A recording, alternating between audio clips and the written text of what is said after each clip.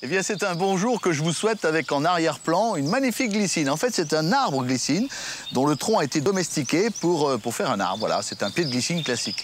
Mais puisque nous sommes à pratiquement 2 jours de la fête des mères, nous allons vous parler aujourd'hui de la fête des belles-mères. Oui, faut dire qu'elles sont aussi un peu des mamans. Et elles ont inspiré les jardiniers, les belles-mères. Regardez ce coussin de belle-mère que vous propose Valérie, la bru idéale. Oui, effectivement, il y a plus sympathique, hein, comme pouf.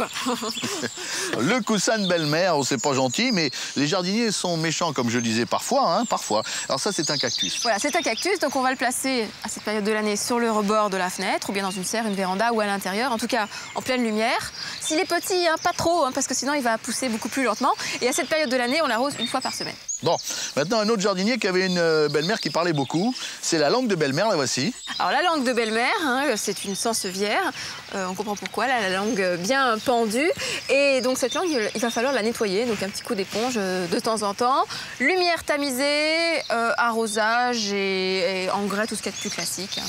Nous allons maintenant voir ces plantes qui ont un langage, le langage des belles-mères. À commencer par, si vous avez une belle-mère qui est du genre un peu, qui aime la boisson, vous voyez ce que je veux dire? Ça.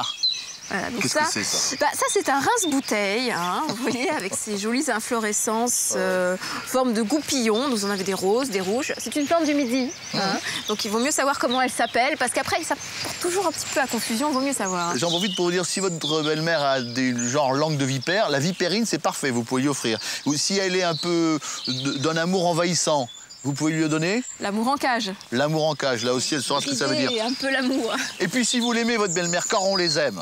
Pas exagéré quand même. Alors? Eh bien, il y a le soleil. Le soleil. Allez, vos belles mamans, on vous aime. Voici le soleil. Belle fête à vous. Au revoir. Au revoir à tous.